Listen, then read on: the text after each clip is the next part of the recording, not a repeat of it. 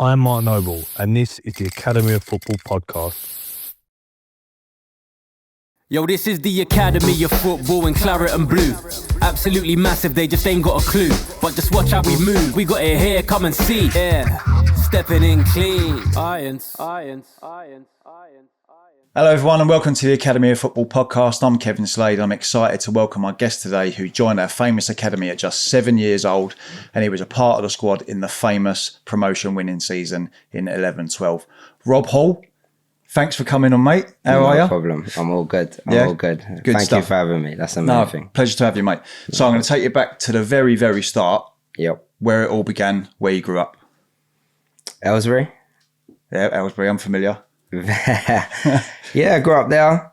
Mum and dad obviously got their place there, and that's where they grew up. So got an older brother who, to be honest, I'll be honest, it was anything he wanted to do or could do, I wanted to do.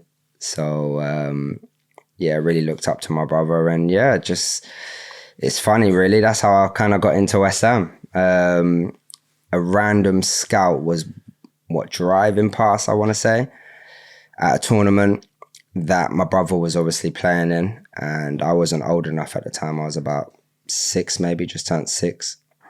And my dad said to one of the coaches of the younger ones, look, listen, my son, can he just join like your under-8s team and just have a few games every now and then? And they were like, yeah, that's fine. So literally put me on. I scored about 4 or 5 goals in the first game.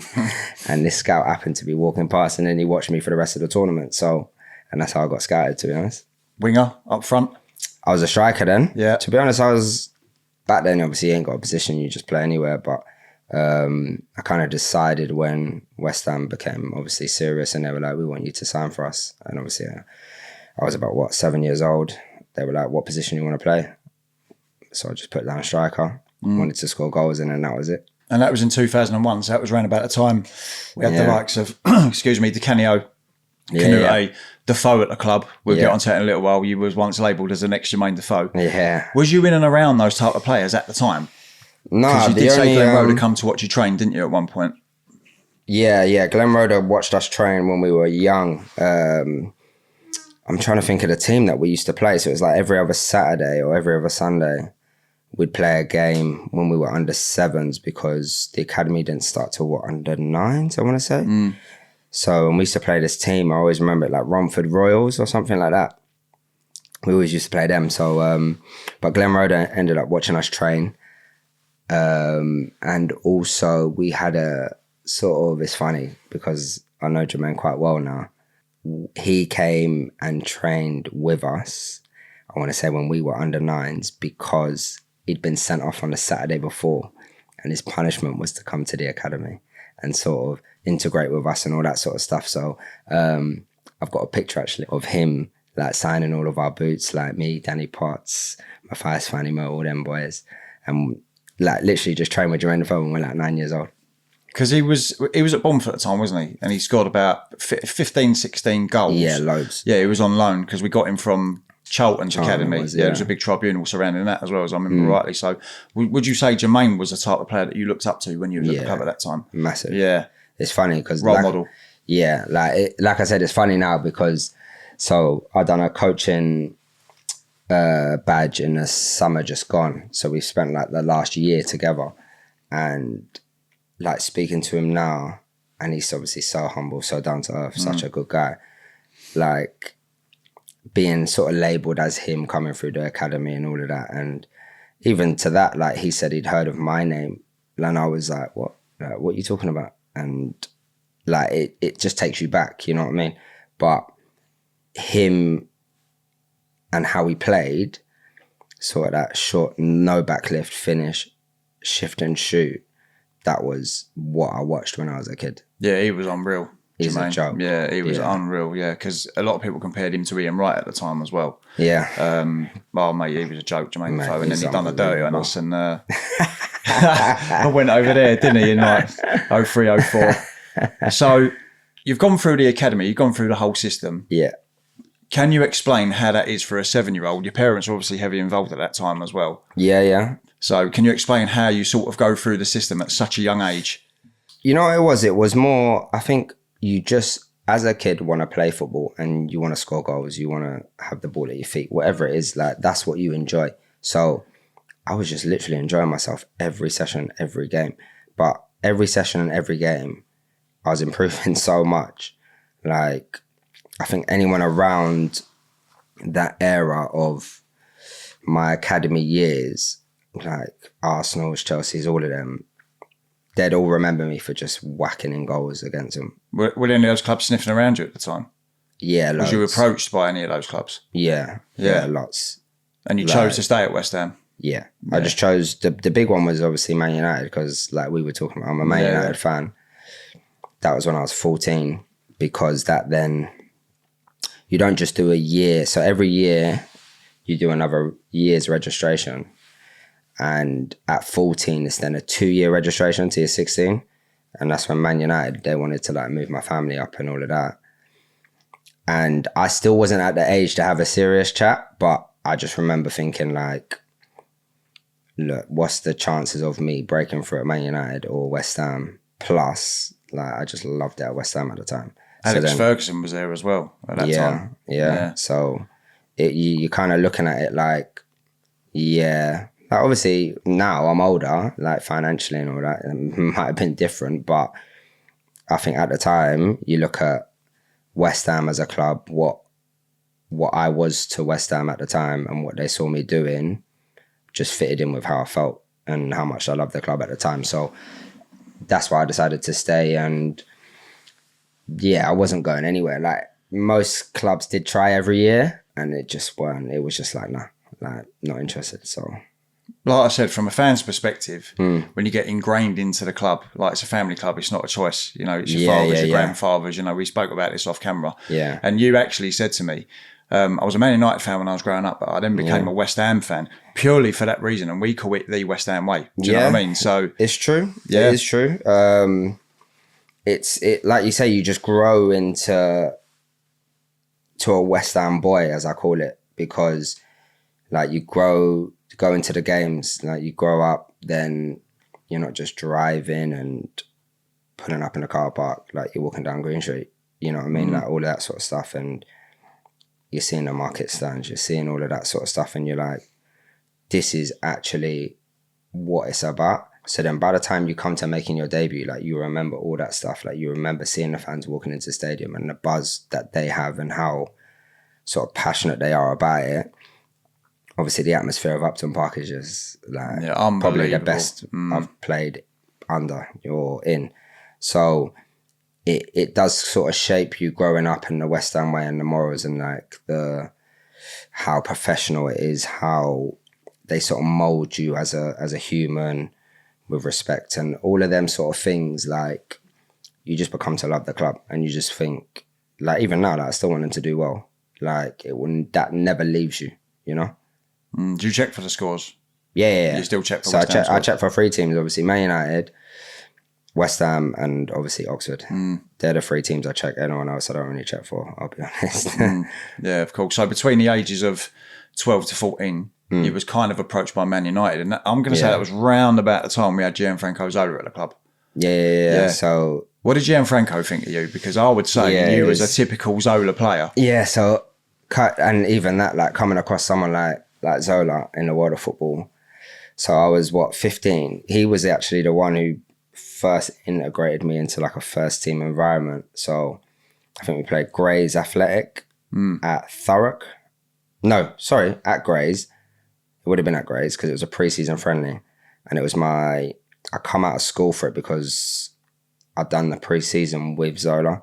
So I was around everything. And it was one of them where I think we would train in the morning, go to this hotel, not far from, like in Romford somewhere, have a nap, whatever, chill out, then go back and train at like 4:00. And that was his pre-season, sort of. And I was like, okay, so I'm getting a feel of what first team football is like. But the things that he would talk to me about and sort of involve me in, like he'd take free kicks with me, he'd tell me, look, just because you're small don't mean you're not going to be a great player, like all of that sort of stuff. And I'd just be sitting there looking at him like, Like, do you know who you are? Like, you're Zola. I was going to say, I'm really intrigued to know what it's like to have a one-on-one with Gianfranco Zola, because he was, even though he didn't really make too many appearances for Italy, he was world class. I thought he was. He was a joke. And now, like, obviously, like I was telling you, now I'm a coach. The way, if you want to go and step in, say, to demonstrate, like, you're focused and you know you can do it, but you're focused, you want to get it right so that the boys watching understand what you're talking about. He was doing free kicks with me one day, and when I tell you, he'd watch me take like 5 or 6, and maybe I hit a few good ones, maybe I don't. He'd be like, no. He'd be like, Holy, look, you need to, look, I'll show you. Go. And I'm like, he's just stood there and watched me. Is this with a wall as well? This is with like the mannequins. Yeah, the mannequins walls, yeah. And the goalkeeper, just go. And I'll be like, yeah, but you need to slow this down. So now I'm getting comfortable with him, I can talk to him. So I'm like, yeah, but you need to slow it down, as in, like, you're telling me, like, you just come in and you just put it in the top corner. So I'm like, that's not normal. And he's like, okay. So then he was showing me how he hits it. And he was saying, look, it might not work for you. And this is, again, another thing I say to the boys that I coach now. My way might not work for you, but if you find your way of finding the technique of the ball, that might top work spins for you. And stuff like that, yeah. Is it a whip? Is it a top spin? And your decision to make that decision, how you're going to hit the ball. And he was like just so precise in what he would say. And it just I'd come away from it and I'd be sat there thinking, like, I've just had literally like a one-to-one with Zola, and he's telling me I've got a chance. I bet your endorphins were through the roof, right? You struggle to contain your excitement. Yeah, of course, yeah. You actually struggle to contain it. But then on the flip side of that, you got to go, all right, but I want to be a professional footballer, so I can't be too giddy and too excited around a place. Let me just relax. Because many ex-West Ham players have actually said that he's probably the nicest man in football. Mate, he was so nice. And that was probably his downfall at West Ham. This is what a lot of the ex-players have said in previous interviews. Well, probably, like, and this is the thing, like, and like, I'll make it clear, like, it wasn't like I was always around the first team then, like I was 14, 15. Yeah, of course. But that pre-season I was around a load of it. But what I always remember with sort of that group was like how much they loved him. Like, they used to sit there and say, like, can you sign? And he'd be like, would you? And they're like, you're the best player in training. Like, he would do come out 11v11 or like a 5v5 small-sided game, and he'd be the best player. Like, he was so strong. And you'd see, like, you could tell he was strong, but you're thinking, like, he was actually like my height, but he's bullying centre-backs, like big players. And then having the ability that he's got, you're just sat there thinking, you can still play. And that's what, like, Nobes and all that, I remember hearing it in passing comments, like, you can still play, like, why don't you just play? Yeah, because Scott Parker was trying to talk him out of retirement, wasn't he? Like, and he's another one, like, being around Scott Parker, like, sorry my language, but fucking hell, what a leader he is. Yeah. Like, he would demand, whether you're 14, 15, 25, 45, whatever it is, if you're training in that session, he's demanding a level. And if you went at that level, he's going to get it out of you. You know what I mean? Like, whether it's by, I don't know, whatever technique or tactic he's got, like, he's demanding levels. And like, watching him manage now, you can see that in him. Like, unbelievable person. Well, he was our captain without the armband, which I never ever understood at the time. He was our captain without the armband. Matthew Upson was actually our official captain. And as a fan, again, I say this a lot, when you're sitting in the stands and you're watching what's going on the pitch, Matthew Upson wasn't very vocal for West Ham, and you had a character like Scott Parker that he was Mr. Cool. Yeah. But you could tell that he would grab everyone and go, pull your fucking weight, like, get on with it. Do you know what I mean? He was like, and not demanding, like, in a horrible way. Yeah. Like I said, I was about 14, 15, training with him in a few sessions, and like, just looking back on it, like, wow, what a leader. Like, regardless of his footballing ability, because wow, what a player. But he would demand a level for if you're in his session, that session's got to be top. And if you went up to it, you better find a way to get up to it. Yeah. Otherwise, you're getting eaten alive anyway, you know? You always knew when he was at Charlton that he was going to go on to be, I mean, because he went to Chelsea, didn't he? Didn't really break into their team too much there, then went on to Newcastle and then inevitably West Ham. But Avram Grant, the season after, Gianfranco Zola. The ball got in Avram Grant, said he's got the T-shirt, he's worn it, he's perfect for West Ham. Didn't go to plan, did it? No. That whole season, even though we won every single pre-season game, it didn't go to plan, did it, that season? So what about Avram? Talk to me about Avram, because you're probably roundabout on the fringes of the first team at this point. Fringe this time. Yeah. So I don't want it to look like I've got the audacity to talk of a man like Avram Grant, because he's done some great things in football. Yeah. Let's be honest. But it was strange. It was strange in a way of, I've gone from like a Zola who's trying to develop me. Like, even if he sees me I could have been trained with the under 16s that day, but then I go for lunch and he's there and he'll speak to me. Like, I go from that relationship to then an Avram Grant who probably don't care who I am, not really interested, but then I might train with the reserves or the first team out of the blue and still nothing, like just no interaction. But then I slowly realised that was just how he was. There wasn't much interaction with many of the other players who were playing for him. So it wasn't really a big thing to me, him being in the building. I just kind of thought, okay, I'll just crack on. I'm, like I said, what am I, 16 then? Maybe 16. With the youth team, with the reserves. So let me just focus on that. And if I get called up to train or whatever, then I just go up and train. Yeah, because he didn't strike me as the type of manager that was really into the youth setup. Nah, do you know what I mean? We had Stanislas coming through. We had Zavon Hines that kind of established himself. Freddie Sears in there as well. He didn't really make too many appearances under Avram Grant because we was going after players like Victor Obinna, who was playing on the right wing. Freddie Piccion, he signed him, who went up front. Was that when, like, I always remember the player Diamante? Diamante was under Zola. He was under Zola, He was there for a season and then he got sold. Which was well dodgy, but we won't go into that. So Avram, you've got Avram. Yeah, he's not really paying you too much attention at this time. Yeah, it wasn't really, no. Yeah, how did you feel? Because as I said, you're at that age where you're probably just on the fringes of, And this. I'll be honest, like this, around this time, I was looking at things like after like that stint with Zola, and like I said, he played me for like 10 minutes against Grays. I know it's only Grays, but in the first team pre-season, I was looking at things like, can I be the youngest player to play in the Premiership? That's where I was with Zola. And then going into Avram Grant, I kind of went, it was a bit of a shattering of that, but I kind of just went, focus on the youth team and the reserves. Like literally just, I can't help everyone's opinion about me. Yeah. I can only do what I'm doing and do it to the best of ability I can do. And if he likes me, he likes me. If he doesn't, he doesn't. But like I said, I don't think he generally had much with the academy anyway. I didn't really see that connection that I did with the other managers.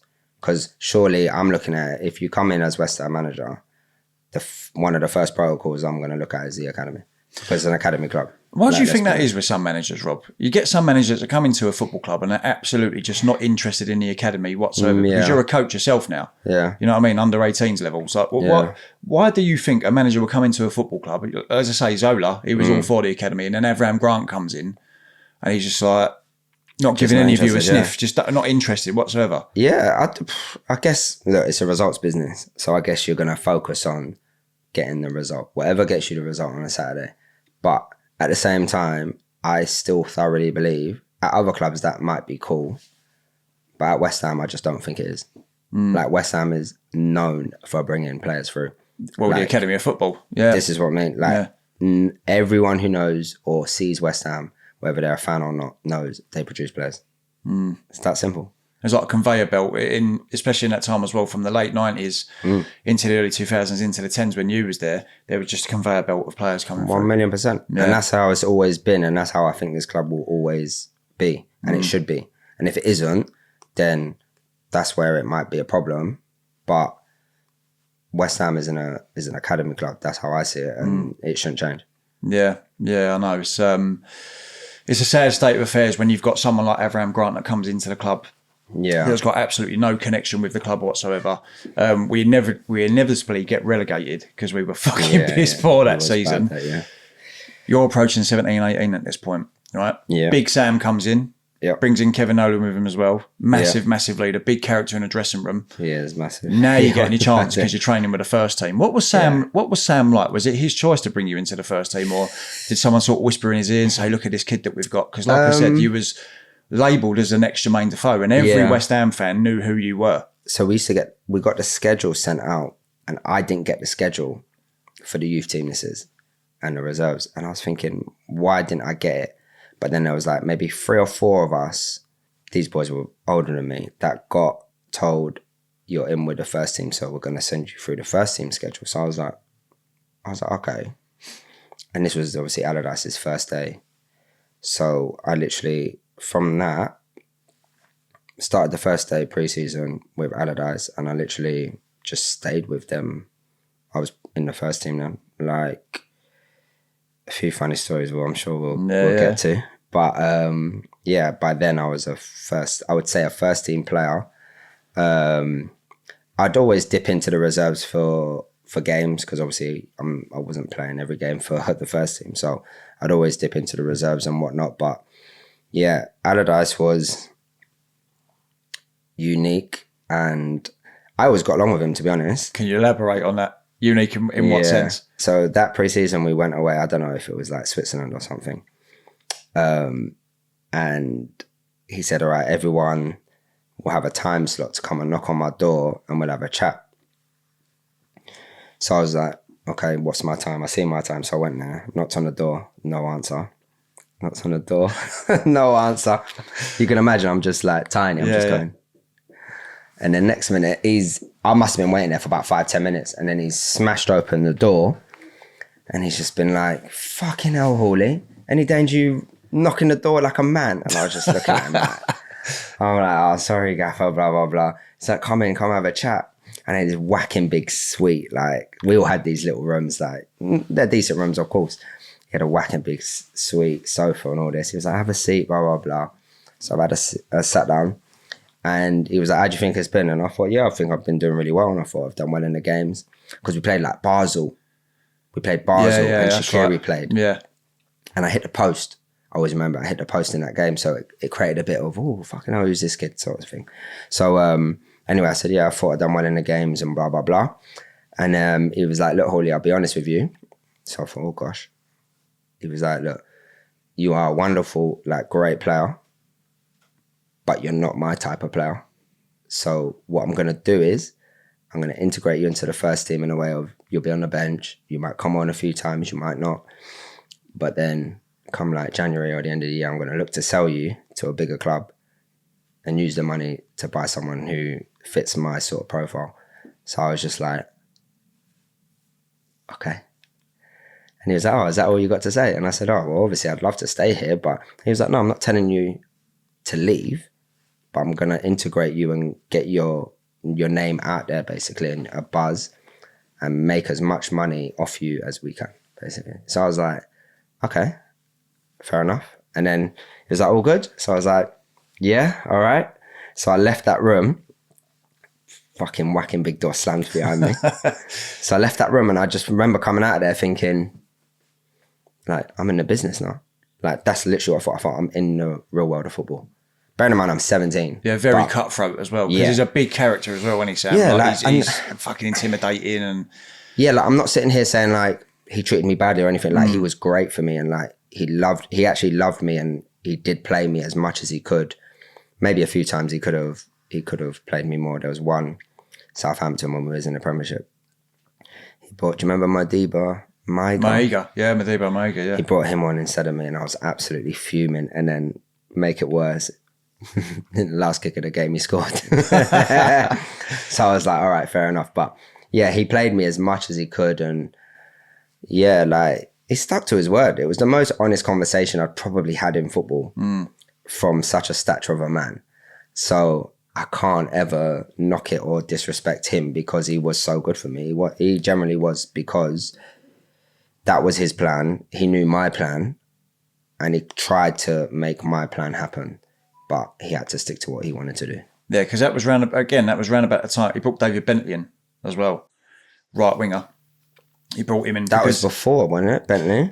No. So Big Sam brought Bentley in on loan from Tottenham. Yeah. Sorry, David Bentley. Yeah, because his did. game was to have the two wingers just whipping balls in like to the big centre forward. It was Carlton Cole or John Carew. Yep. That wasn't really your game. You was like a nippy, tricky little winger. Yeah. So what did Neil McDonald think of you then, his assistant? Because I know that you had a few run-ins with Neil, didn't you? Honestly, again, I don't want to swear as much, but mate, you can do what you want on this podcast. It'll fit the story.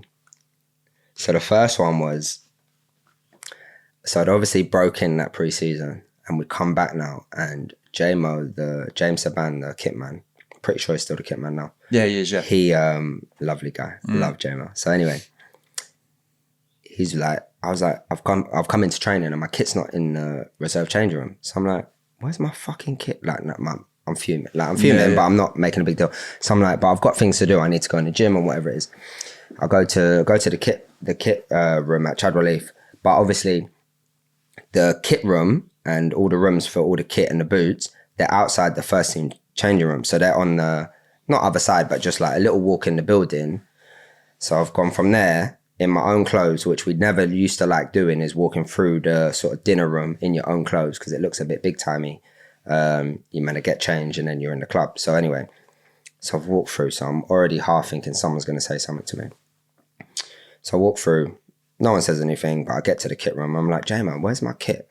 And he was like, oh, it's in now. And he points to the first team change room. So I'm like, what's it doing in there? And he was like, oh, we're moving you in now because obviously you're part of the first team squad. So I was like, oh, wicked, like, ledge. So I'm buzzing now because now I'm really in. Like, skipping into the first team room. So now I'm getting changed in there and all of that. Literally, as I'm walking in now, so say you're JMO and he points that way. So I start walking. Next minute, I hear a shout from the other end of the corridor. And I hear like, oi, Holy, where the fuck are you going? So I'm thinking, who's that? So I turn around and I'm like, I see it's Neil McDonald. So I'm like, I said, JMO said my kit's in there. He said, what's your kit fucking doing in there? Like, he's on me, like, Muggy. on me. Yeah, like, what's your kit? But he's not even showing like a bit of laughter to say maybe, I'm only having you on. He's just like, what the fuck's your kit doing in there? And I was like, I don't know. I said, ask JMO. So JMO said, my kit's in there, so I need to get changed because I'm in the gym in about 10 minutes or whatever. And he was like, you ain't fucking getting changed in there. So I'm like, wow. So I'm looking at him and I'm like, bearing in mind it's about 8:30 in the morning. I'm like, fucking hell. I was like, what's your problem? Like, and he was like, my problem is you ain't fucking getting changed in there. So I said, you know what? I don't want to get fucking changed in there. So I just walked in there. I left it then, walked in, got my kit. But as I've walked in, obviously Nobes and all of that, buzzing around, Nobby as well. They're all in there, yeah? They're all in there. Yeah. But they've heard a bit of shouting, but I've come in and they knew my character. I wouldn't be chirpy or anything. I was chirpy to people, but only when I felt I was in a comfortable position or I was right to do so. So they obviously didn't think it was me saying whatever they heard. So that they start bantering like, oh, Holy, you're in here with the big boys now and blah, blah, blah. But they're seeing my face now. I'm not smiling. I'm fucking fuming. So I'm like, so they see, I can't even remember if I said anything to Nobes or whatever. And obviously Nobes was ledge. Nobes would always look after the young boys. So I just said, I don't know why my kit's in there. They're like, where you going? So I was like, I'm going back to the other changing room. But I didn't have the bollocks to say like, listen, this is what just happened. I'm not coming in here, innit? I just said, oh, no, my kit got put here by accident, so I'm going to just take it back. They were like, nah, you should be in there anyway, blah, blah, blah. So I just said, oh, well, let me get changed and I'll see you in the gym anyway. So I picked up my stuff and go back through the door. He's fucking still standing there. Waiting for you to like, come out. To make sure I've come out. So I'm like, I've got to double down on what I'm saying. That I don't want to, obviously I want to get changed in there, but I'm half thinking like, we're not getting on here. So I've got my kit and I'm walking and he's just watching me. So I just said, what are you looking at? And he was like, making sure you ain't getting changed in there. I said, mate, you will never see me get changed in there. How about that? And then I carried on walking. So that was the first incident. Like that was the first one. Bearing in mind, we've not really spoke on tour or anything. This is like 3 or 4 weeks into him being there. Do you think that was personal, or do you think he's literally just being a fucking knob? Because you know some of these assistant managers, they do try to stamp their authority I think and he just undermine wanted the to actual stamp, manager. I think he wanted to stamp his authority. I never done any, and if I did, he never told me what I'd done that made him this way towards me. But he was this way towards me. But I was in a state then that I felt very comfortable of where I was in the club. I knew I was fucking good. Yeah. So if I'm going to fall out with someone, I don't mind it being him. If it was the gaffer, Allardyce, that's different. Different I keep story. my mouth shut. But him, I didn't have a problem with, like, going back and forth with. So anyway, I get changed and whatnot. And then I don't really have a run-in with him for a couple of weeks, but he's on me in training. Did you approach Nobes about it then? Because Nobes, as you said, is all for the youth academy, and he's like the bridge between the youths and the manager and stuff like that. No, like, I kind of looked at it as like, it's none of their lot's problems. It's my problem. Yeah. So I kind of just felt like, and bearing in mind the conversation I had with Allardyce, I'm sat there thinking, I'm in the business now, so I've got to look after, number one, I don't expect another player or another man to have to stand up for me. And that's how I kind of looked at it. Yeah. So a couple of weeks went past. He'd say a few things while I'm training, but sometimes I was, oh, shut up. But I'd mutter it. I wouldn't disrespect him in front of people. That's one thing I made sure, because I wouldn't try and belittle him in front of like the team. Because I think that's bang out of order.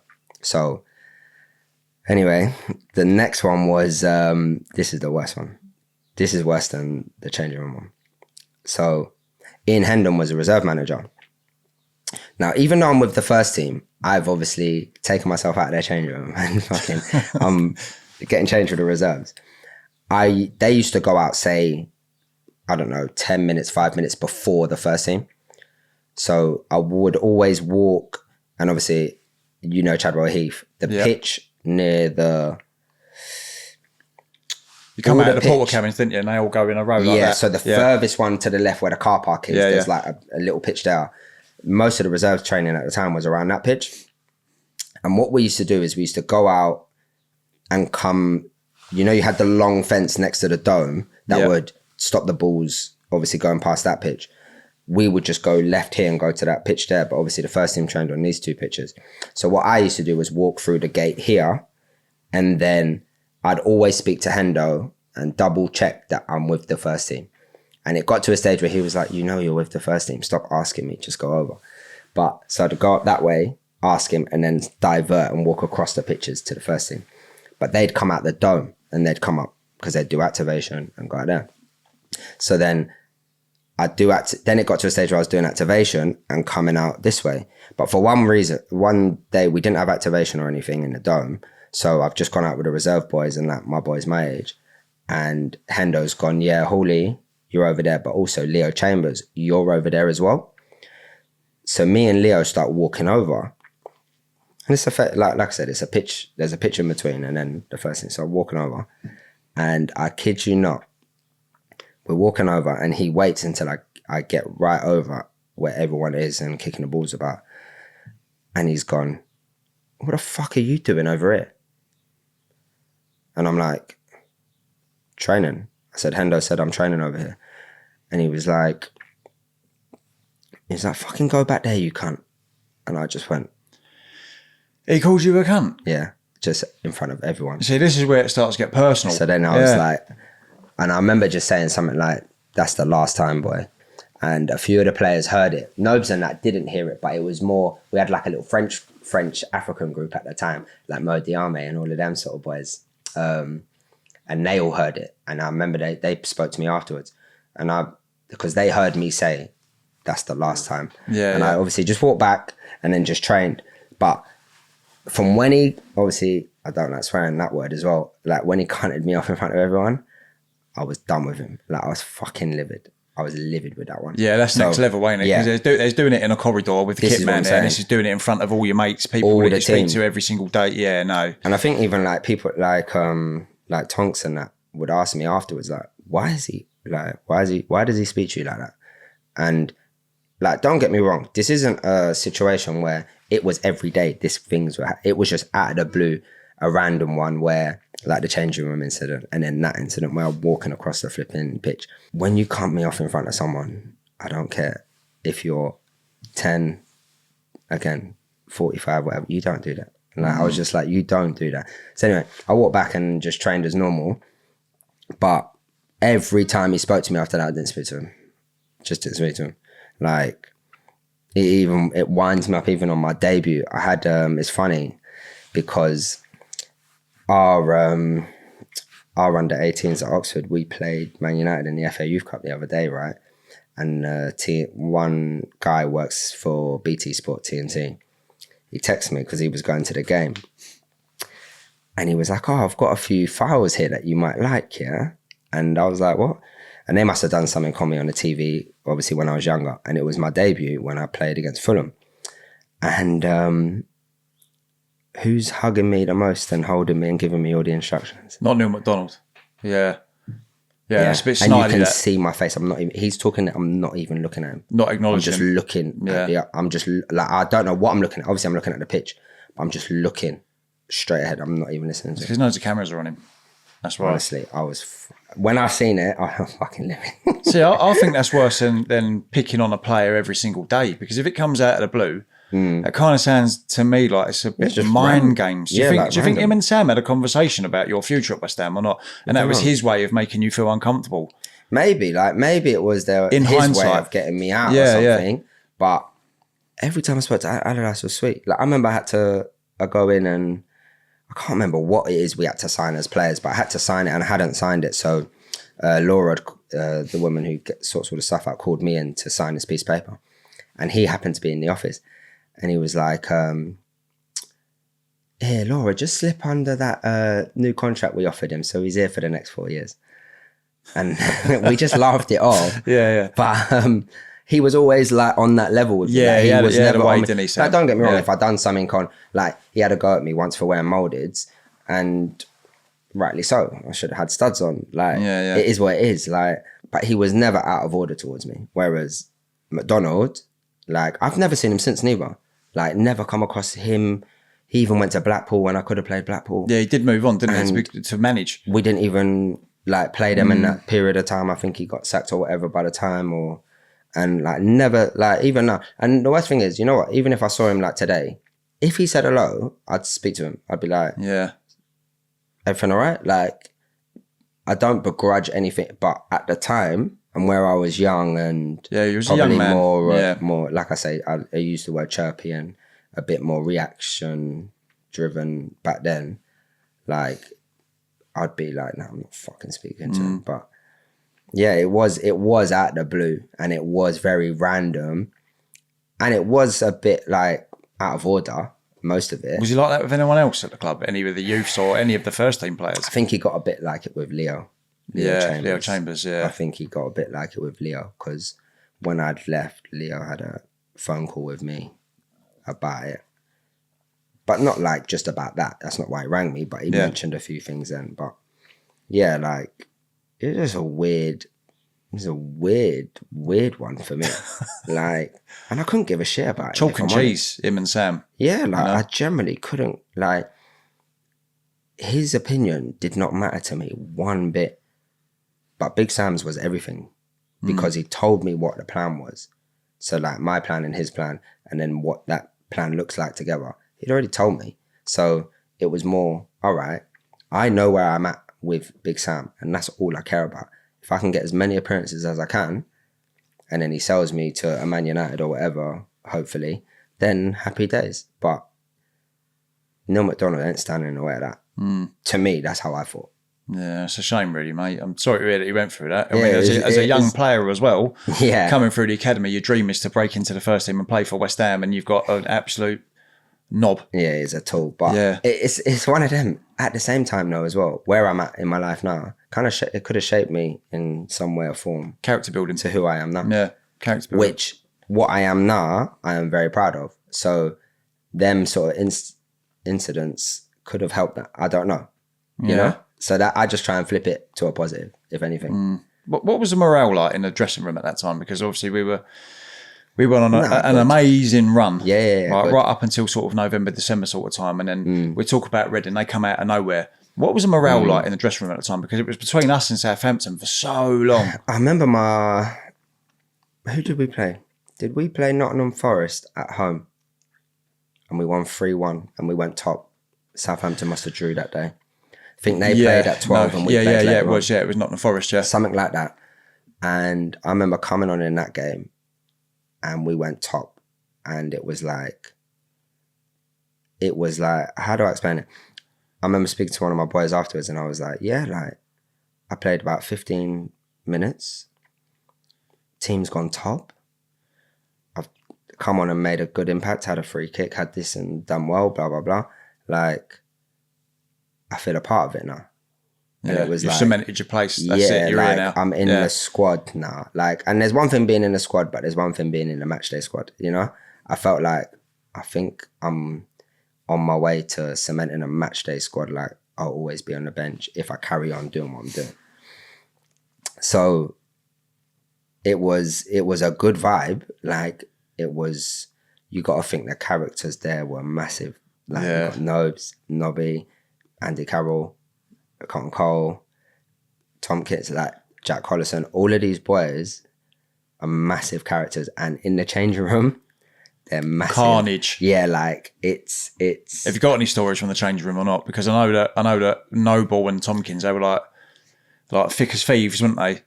Them two. Well, this is the thing. Obviously, I never then moved into their changing room, but you'd hear the stories and whatnot. But the only one matchday changing room, the only one that always I'll remember was when Nobby and Tonks were ready to fight each other. Again, it's happened more than once, isn't it? I'm pretty sure it was Ipswich away. I'm pretty sure it was Ipswich away. So did we lose 5-0 that game? I think we got yeah. I was there. That goes the coldest stadium I've ever been to. By the way, I think that's why I ended up. Yeah, it must have been because it was a tight game, and then I'm pretty sure it was a tight game, and then it went downhill. We got fast. spanked 5-0. Yeah. And then he just went, "Holy, get ready, you're going on." So like, back to the plan. I'm going to get you your appearances and get you off. So I was like, wicked, whatever. So I go on there. Anyway, after the game, we're sat there, and obviously, what am I, 17 at the time, 18 maybe? I'm not going to say nothing. So it's like, they all just start talking between them, like, but head to heads and whatnot. But Tonks and Nobby are fucking at it. And Nobby's saying stuff along the lines of like, you're just an Essex boy, like, blah, blah, blah. And that's touched Tonks. And then Tonks is like, you're a Northern and all, like all this nonsense. Yeah. And then people are trying to set it up, but then Nobes kind of gets in the middle. He's like, nah, let them fucking fight. Let them have it out. And I was like, Jesus Christ. Like, that was probably my first one where I've seen players are ready to scrap it out, grabbing each other, ready to scrap. But that one always sticks out for me in changing room wise. But the only other one that I heard that was sort of in and around was obviously who was the manager when West Brom away and Parker done the... that was Avram Grant, yeah. So 3-0 down, 3-3, wasn't it? Yeah. And Carly come out saying how inspirational Parks was on the day. And apparently he grabbed everyone round by the scruff of the neck. It was something along the lines. One by one. Yeah. I remember them talking about it on the training day afterwards. They were talking about, he said something, and I don't know how true this is, but he said something like, I'm sick of looking at my phone and my friends and family are like, fucking hell, you look lost again. Like something like that. Yeah. And he just went after him and come out 3-3. That was the only other changer and like big ones that I've known. Denver Bar, wasn't it? Yeah. Scored 2 in that game. Yeah. So we go on to the playoffs. Now I'm going to say, as a West Ham supporter, the confidence was sky high. Like we just knew we was going to go on and win that competition through the roof.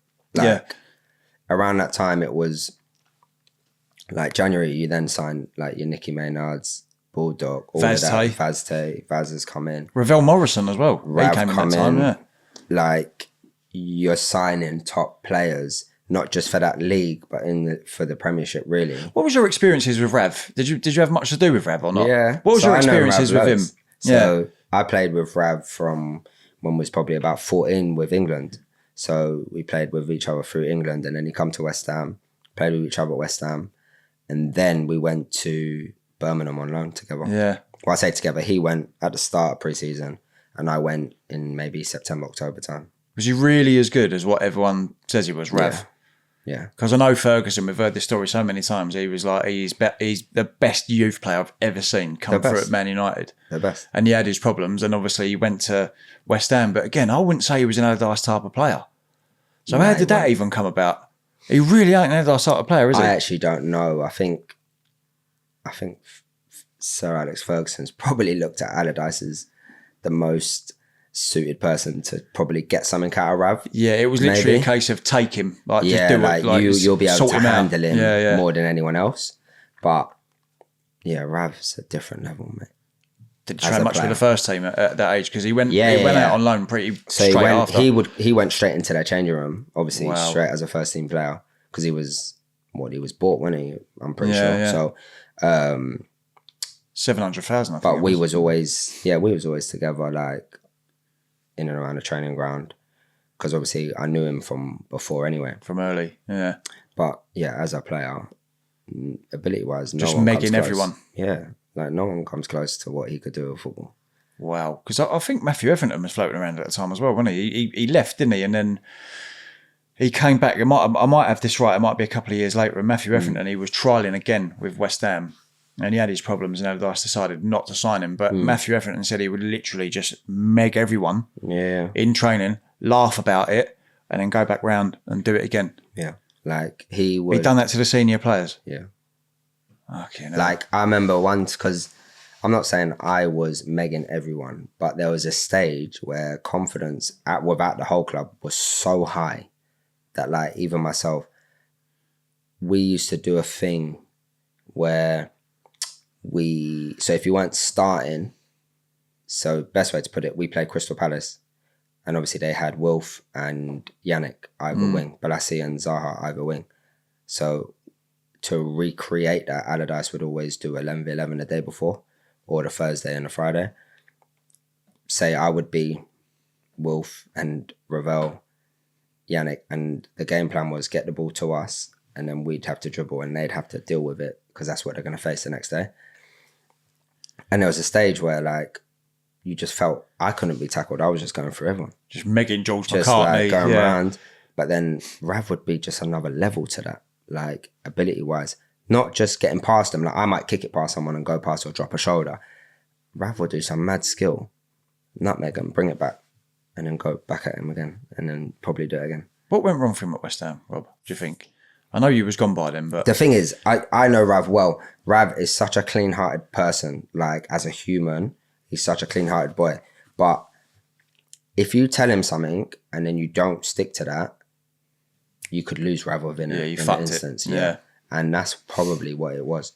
I don't know the exact reason why, but all I know is he went from playing, and if he thinks he should be playing, then cool. And he's playing, then cool. If he knows he shouldn't be playing and he's not playing, he's fine. But if he thinks he should be playing and he's not playing, I've never seen a player at West Ham that just plays so effortlessly. Mate. And I've been going 34 years now. Yeah, just... I mean, my dad compared him to Trevor Brooking. I never saw Trevor Brooking play, but he was like, he plays like Trevor Brooking. He just, like you said, just glides. He glides past people, but he does it the nice way that people love to see. Yeah. Like drag back, yeah, beautiful footballer. Here, yeah. Can play 1 and 2 touch. He could do everything. Talk to me about the playoff final, Rob. What was that day like? You know where I was? I was in Hong Kong. The fucking hell was you doing in Hong Kong in the playoff final? So that season... I'd started the season with Allardyce in the first team, and then a lot of the boys went on loan, and I remember going in saying, like, do I need to go on loan type of thing? And he was like, no, you're staying here with me. So I was like, okay. Then literally 2 weeks later, he called me in and he was like, listen, because I was on the bench all the time and I was enjoying it, but I actually wasn't playing. And I don't think we had any, did we have any reserve games? I don't know. But he was like, listen, you're too good to sit on the bench now. Like, you're doing really well. I don't want to stop you from playing. So I found you a loan. So I was like, okay. He said, Oxford United, you can go back home. You can live back at home and all of this. It's not far from your house. So I was like, wicked. So I went on loan there. Then I come back off loan at Christmas. And then I was again with the first team. And then I made the Derby game. Played the Derby game at Christmas. Then towards, I want to say March time, January, February, start of the next year, but in that same season, they wanted me to go on loan. So I'm like, but hold on, I'm on the bench and I'm coming on, so this doesn't make sense. So they were like, no. Neil McDonald pulled me. He's like, no, I want you to go on loan. So I was like, no, I'm not going nowhere because I'm on the bench and I'm coming on the pitch. So that is more than good enough for where I'm at in my development of what I'm doing. He was like, no. Basically, I found out it was his good friend at the time, who's now one of my good friends, the manager. Neil McDonald, he was like, I want you to go on loan to MK Dons. You can go back home, live at home and blah, blah, blah. Use that line. So I'm like, I know I can go back home, but basically I don't want to go. Anyway, Carl Robinson at MK Dons rings me. I end up going there on loan, but I don't play. So now I've left West Ham, where I was on the bench in the Championship and coming on. I'm now left there to go to League One to play for MK Dons for their playoff push, but now I'm not playing there. So I'm like, a waste of time. Yeah, so now I'm like, this is ridiculous. Like, so I ended up saying to Carl, I was like, is there any point me being here? Like, you don't does anyone understand I was on the bench in the Championship and coming on for West Ham, and now I'm in League One, like not even kicking a ball or training at the level I was training at. So he was like, all right, no problem, I understand. It's not worked out, so you go back. So I went back to West Ham in April, but I'm straight back in with the first team, so I'm training and I'm eligible to play and be involved, whatever. And then the squad gets put out, and on, say, the Friday, Allardyce pulled me on the Thursday, and he was like, so basically, I'm not going to take you to the playoff final. If we win, though, you'll still get your medal. I was like, what? So I was like, what am I going to do then? He was like, I want you to stay fit and finish the season strong. So stay here and train. And I'm like, yeah, but train with who? They're going to Hong Kong, the reserves. They've got a soccer sevens tournament. I was like, train with who? Who am I going to train with? Train on your own. And he was like, there's going to be a few lads who are left behind, but because they're like first teamers, they'll probably just come in, do a run and go home. But I want you to train with the reserves. I was like, yeah, but they're going to Hong Kong. So in the end, they were then going to take me to Wembley, but turned out, got a phone call literally the night before they were travelling. They've decided that you're not needed in the squad, so you can either come in and do runs or you can go to Hong Kong. So obviously I went, fuck this, I'm going to Hong Kong with my powers, more my powers. Yeah, of course, yeah. I've grown up with them. So we went to Hong Kong and we watched the game out there. Fuck yeah, no. Did you get your medal? Nope. So why has he promised you a medal if you didn't get one? Because is there a certain amount of appearances you've got to make to get the medal? You made them all? I made like 8 or 9 appearances. And you didn't get a medal? Didn't get a medal. Fuck you know, that's a bit savage, that, isn't it? Because I remember Potsy went, didn't he? Potsy went. Yeah, that's right, yeah. And like he could have gone. He was probably playing a bit more because we had a mad injury. Who was the left back that year that had a mad injury? George McCartney. Was it George McCartney? Because then Potsy played a few good games. That's right. Done well, Potsy. Yeah, he did. So like he was a bit more in that sort of squad, especially around that time. But yeah, so I remember Potsy went, but if Potsy didn't go, neither he would have come with me to flipping Hong Kong. Did you not challenge that or question why you didn't get a medal? Because that's quite a milestone in your career. I kind of just let it slide because we're now in the Premiership. When I see these boys again, we're in the Premiership. You know? Like, I just want to play in the Premiership. So I don't want to rock the boat. Yeah, of course. So I just kind of just thought, like, keep my mouth shut, stay out of flipping Neil's way. In case he calls you a cunt again. Yeah. You ain't getting a medal. You know who was decent with me? Wally Downs. He was all right with me. Wally. Yeah, and he was like the first team coach. Big character, so Wally. I used to just neglect like Neil McDonald, and if Wally had something to say, I'd more be inclined to he's the governor. Yeah, it was more like that. Yeah, he was a proper character, wasn't he, Wally? I think a lot of the, I think Noble loved him, didn't he? Yeah, when them two were always playing pranks on people, so I've heard. They used to get on really well. Yeah. They were a good he was a good guy, Wally. I used to get along with him, and don't get me wrong, I used to be chirpy to him because he used to piss me off about things, but I probably pissed him off about things on the pitch. So, it it was just one of them things. But he would always show me respect in a certain way, whereas I just never got off the other by him. But yeah, that was the playoff. Watched the playoff in some Hong Kong bar with the reserve boys. Did you cheer? Did you celebrate? Yeah, I was buzzing, to be fair. But at the same time, my boy was playing for Blackpool, Matty Phillips. And that's who I've grown up with, like that, still to this day.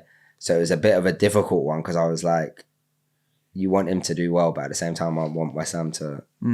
So it's a difficult watch, but yeah, I was buzzing that we went up in the end because obviously the year after. Yeah, you're in a Premier. You're a I was Premiership player. Played a couple of times. I was on the bench for games like Man City at home, and I'm sat there watching. I got Yaya Torre's top. Oh wow! Guy Demel, remember Guy Demel? Yeah, of course. Yeah, Guy Demel. He played for what are they? Ivory Coast. Coast. He played for them with Yaya Toure, and I asked him. I just said, "Look, I know I didn't get on, but can you go and ask him for the top?" And he actually come out and gave it to me. Like he come and got me, and he was like, "Here, Hawley, come outside." So I come out the changing room. Match and one. Yaya Toure was there, and he gave me his top. It's massive.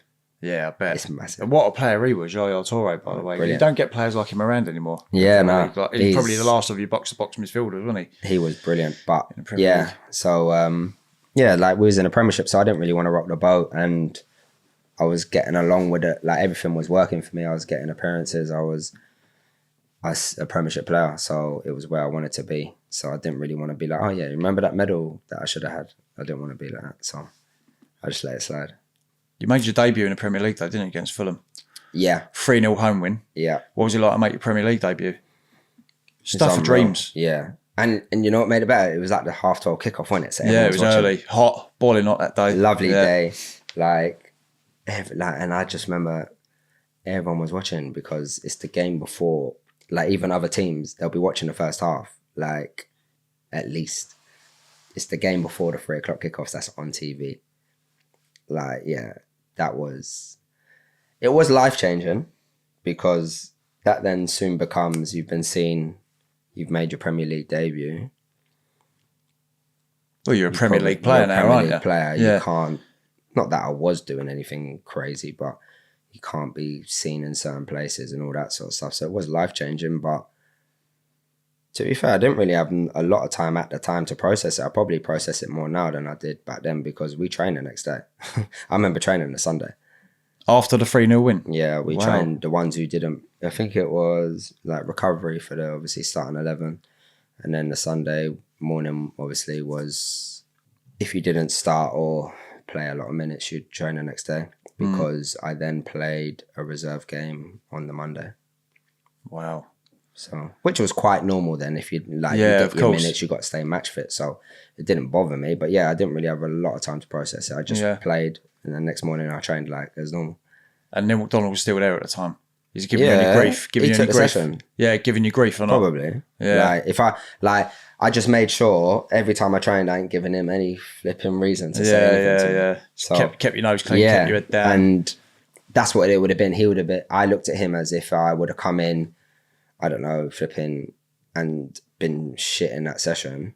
He would have been like, oh, made your debut, now you want to toss it off. Like, he's one of them persons. That's what he was coming across as at the time. Just muggy. Yeah, a bit of a muggy guy. So, at round about this time, there's a big tribunal that's about to happen. So, Bolton are interested, right? Yeah.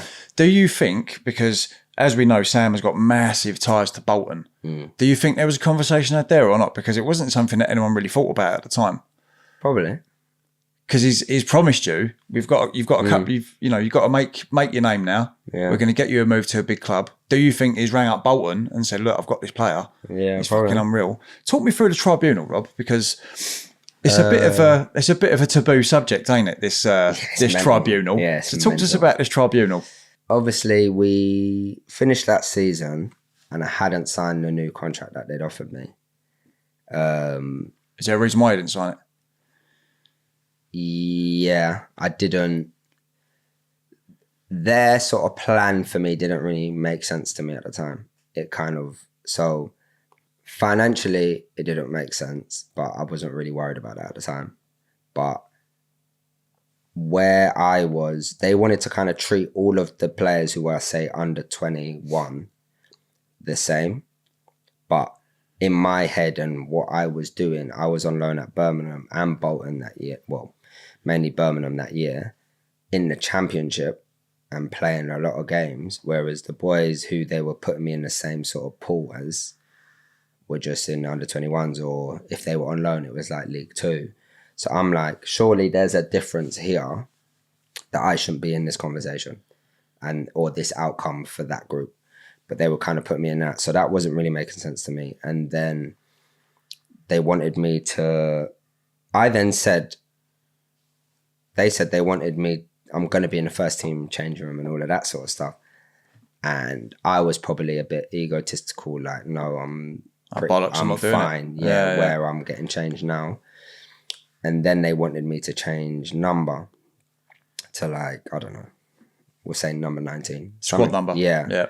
And I was like, no, I'm just going to wear 46. Like, 46 is my number. That became a big deal for some reason. And I feel like maybe they offered to change the number to a low number because that means I'm in the first team. But I wasn't asked about that. I just wanted to play in the first team and wear my number 46. That's where I was. So things just weren't really aligning. So it wasn't going smoothly. And then obviously my agent's understanding it's not going smoothly. So he's getting phone calls from everywhere else. So I remember obviously I still spoke to like Liverpool and big clubs like that, but I didn't want to go. Liverpool were knocking on your door. Yeah, like Liverpool, and obviously you got Bolton and Arsenal. Like them clubs, like I get it. Yes, wow, could go to Liverpool or Arsenal or whatever it is. But at the same time, I'm like, I don't want to go sideways. Yeah. Limited first team opportunities. Yeah, if I go to Arsenal, I'm probably going backwards. There's probably more players to pass. Or if I go to Liverpool, same thing. I'll probably go straight into that under 21 setup, and I'm like, that's not what I'm doing. I've been playing in the Championship here in first team football for the pretty much whole season. Why would I go then to a bigger club, of course, but then to they're probably not going to get a sniff. Yeah. Exactly. And the bar's higher to get into their first team anyway. Now, yes, I back myself, but I'm realistic as well. So all of these clubs were kind of coming in, but then you get because I've been playing for Birmingham against like Nottingham Forest, against Bolton, who else was in there? Cardiff, all of them teams, they've obviously made contact. What's he doing? See his contract's coming up. So now I'm sort of swaying towards that because I'm like, it's first team football. I can get a move from there to the Premiership and all of that sort of stuff. But the Tribunial then come about because it happened in October, but I'd already then agreed.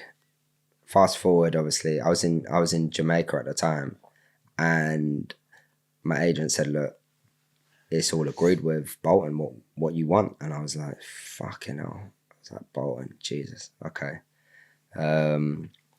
Spoke with my family at the time, and I was like, you know what? I'm going to do it. Like, for whatever reason, it made sense to me at the time. I wouldn't say I regret it because I don't, but I never got to say like bye to anyone at West Ham. So I was like, that was a bit sour for me. What was it? Literally just a case of, right, you're done. You're out the door. Yeah. So I wouldn't return. Phone call, email? Nah, just an email and a letter just saying thanks for your efforts type of thing. Which I think is quite normal. Who from? Probably just the club, like Karen Brady and them. Yeah. Probably them. I can't remember exactly who it was signed by, but I remember the letter just saying thanks for your efforts and all of that. It wasn't a long letter or anything, just like... Seems to be a bit of a theme with players that are leaving the club. Yeah. Probably just quite a standard letter that probably gets sent when players leave. So I remember, like all my boots were left there and all that sort of stuff. So I didn't really get to go back. I just went straight into Bolton, and then in October, maybe September time. So season already started. I had to, so obviously I'm living up north. Me, 2 Bolton representatives, the assistant manager, Lenny Lawrence, and Dougie Freeman, the manager. We had to go down to the court case in London, which is the most awkwardest thing ever. I've walked into this room and we sat this side, West Ham sat that side, And I kid you not, West Ham were literally using the words, he is the next Jermain Defoe. Like, we deserve X amount of money. I think they wanted like £3-4 million for me. But then Bolton are going on like, I'm crap. But no, not that good. Yeah, like they're going on like, he's 18. Like, they don't know what he's going to be. We don't know what he's going to be. Like, he might be good. He might not be. He's probably only going to cost. But the club are saying you're the next Jermain Defoe. But West Ham, like, Karen Brady's there. Tony Carr's there. Allardyce is there. And I could tell probably Allardyce is probably sat here thinking he's got better things to do than sitting this Yeah, here. Of course. But he has to be there. Did they have much of a say or not, those three? Yeah, they all spoke. Yeah. They spoke ledger about me. I was the next flipping Ronaldinho the way it sounded. Even Karen Brady, yeah? Yeah, she was. Yeah. She spoke. She spoke very highly of me as a person and as a player. I think she more covered the person because she's not going to know much not really about into football as much. Yeah. But yeah, like I said, I never fell out with any of them. It was just paperwork wise, they weren't adding up, and some of the conversations didn't really align. So, but yeah, they spoke about me so highly. I was actually sat there thinking, fucking hell, if I made the right decision here, because all of a sudden they got all these high hopes for me, and Bolton is sat there with no hope for me at all. You know, a tactical to get move. me. Yeah, they were both playing it tactical, of course, and I was old enough and wise enough to know exactly what they're both doing. But yeah, it was a difficult day, to be fair, that one, but it got settled, and then that was it. How was it settled? What was the final settlement for that one? Settled at 1.2, I want to say. 1.2 mil. 1.2. Yeah. It's online somewhere. Yeah. You've come away from that tribunal, and what was the first thing you said to the Bolton representatives then? Like, do you think I'm shit? Like, do you think I'm crap? Nah, I just remember saying, I was like, that's a bit awkward, wasn't it? Because we was then all on the train back. I was like, that's a bit awkward, wasn't it? And they were like, yeah, but it's done now. You can just focus on like Bolton and your career and blah, blah, blah. Because I'd started the season all right as well at Bolton. So it was hanging over me, that tribunal a bit. Yeah, because I knew that date was coming. But it was like literally a court case. I was like, fucking hell, like, what is this? It was like a judge and like witnesses, and like, I'm just like, this is so awkward. Like a young lad as well. Yeah, like I said, I was 9, maybe just turned 19. Yeah. And you've got three big characters as well on the West Ham side. Yeah, Sam Allardyce, who's a big character. Tony Yeah. Carr as well, who's very well... he spoke highly of me. Yeah, exactly. I see him not too long back, you know. You done what? I see him not too long back. Oh, really? Yeah. How's he getting on, Tony Carr? He's at Arsenal. Is he? I didn't know that. He's at Arsenal. Did you know that? I didn't know he was at He's at Arsenal. Arsenal. Oh, wow. He's not like working crazy hours there because obviously he's pretty much retired, wasn't he? Yeah. He just does the 1 day a week, like just analysing players, watches their game, and then that's it. But yeah, I see him because I went along our under-15s, played Arsenal. So I see him. But it's good to see him too, yeah. Yeah, I bet. Yeah, because he brought you through, didn't he? Really? Yeah, He was yeah. At that time, He knew me well. He knew me really well. He saw me from when I was 7 all the way through. So it was good. So I want to talk a little bit about Dylan. Yeah. Dylan Tombides, because you are a DT38 ambassador yourself, as Yep. am I. What was Dylan like, Rob, to play with? And as a person, what was he like as a person? Because I've had Tracy on here, and obviously we spoke very deeply about Dylan, but that's from his mum. So as a friend, I've not spoken about Dylan to any of his friends. What was Dylan like, mate? He was he was like a bundle of joy. Like, no matter what, it could be raining, it could be cold, he was always so happy. Like, he was always the center of it, not center of attention, but center of where the jokes are, where the pranks are, where he was just always bubbly. And consider that he's come from Australia, been Hong Kong as well, like living wise and all that sort of stuff, and then come to West Ham, and he just gelled with us all like that. And our group, we'd been together since we were like 7, 8. Yeah, kids. We'd all been, and he come maybe under 14s, I think he come. And he was a great player as well. Like, that probably helped with settling in because he was so good. But just like I said, just a bundle of joy. Like, just nothing fazed him. He was just always so happy. And he was the vibe really of the changing room. and that's why we all sort of got on so well with him.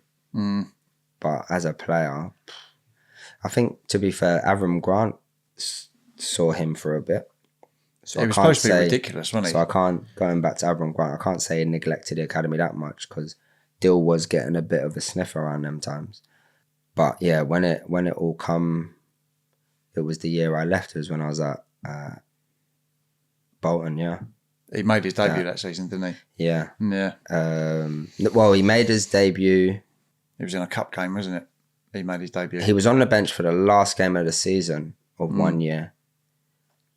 I think Kev Keane was not the manager, but I can't remember. Maybe Avram Grant was the manager, but Kev Keane was involved, I think, around them times. I think he was an assistant somewhere. Yeah. And then the year after was when we all sort of started to, I say we all, but me, Dill, George Monker, Potsy sort of integrated as well into the sort of cup games. And Dill come on in one of them games, I'm pretty sure. And then obviously things all happened, and then he come back towards the end of the season, or the season after, I think. And then obviously he had no hair this time, and then they played him because obviously we knew it could be touch and go sort of thing. Yeah. Sam brought him on, which didn't was he? nice, yeah. Yeah. Which was very nice.